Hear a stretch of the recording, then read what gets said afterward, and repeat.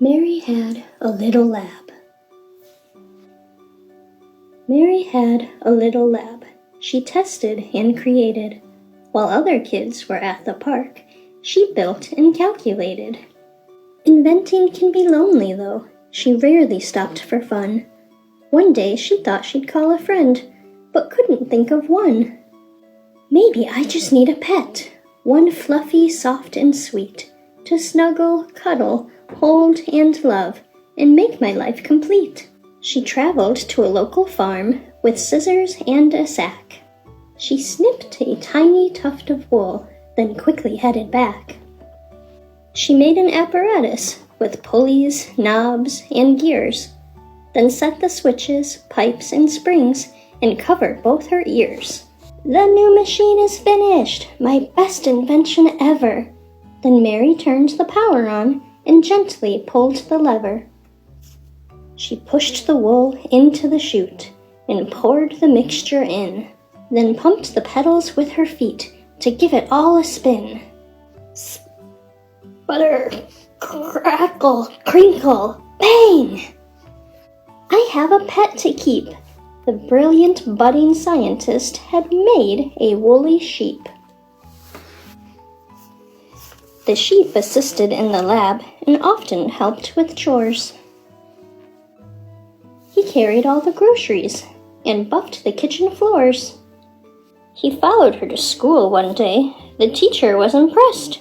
He said the sheep could stay in class as Mary's special guest. The kids all rushed to see the sheep and asked if they could play. "Oh, Mary, could we have one too?" "I'll make you some today." She led them to her little lab. "Behold, the sheepinator. I simply press this button here, the woolly duplicator." But soon the duplicator jammed. The sheep dropped out in twos. They filled the lab, the yard, the street. They even made the evening news. Man, look at all those sheep. The town was overrun with sheep. She'd made 10 times a flock. The wool went on for miles and miles around every city block. Mary said, "Let's fix this jam." They pulled until it popped, then flipped the whole thing upside down until at last it stopped. They used the lab to herd the sheep by adding wheels below.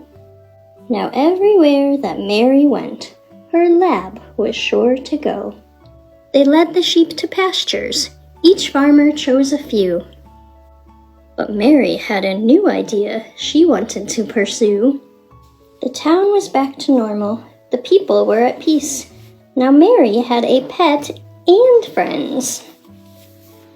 And heaps of snowy fleece. The end. Buenas noches, escrito por Genevieve Coté.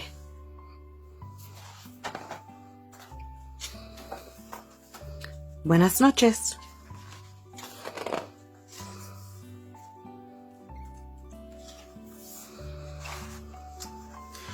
Ya casi es de noche y voy a acampar por primera vez. ¡Ay! ¿Qué es eso? Pensé que venía un monstruo a asustarme. Era mi sombra, ¿ves? Oh, ¿y a ti también le da miedo mi sombra? No. Además, si viera un monstruo, no gritaría como tú.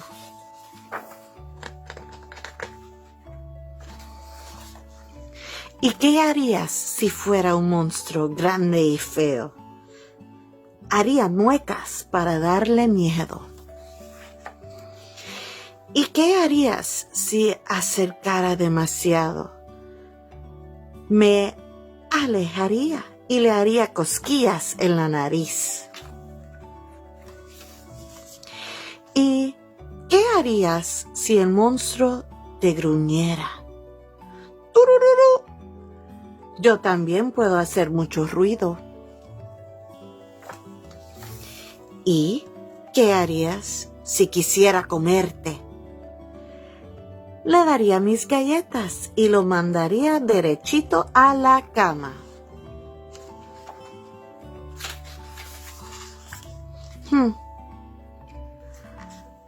A lo mejor yo podría cantar una canción de cuna muy bonita para que el monstruo se durmiera. También podría apagar la luz y desearle buenas noches. ¡No! Es que me da un poquito de miedo la oscuridad.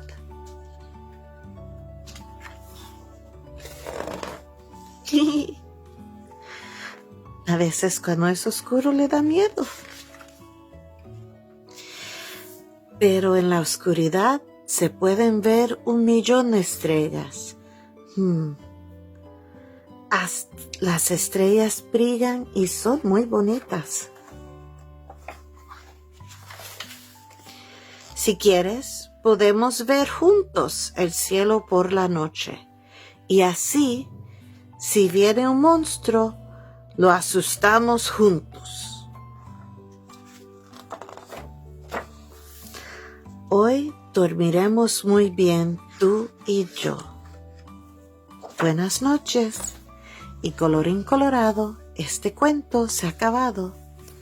Buenas noches, amigos.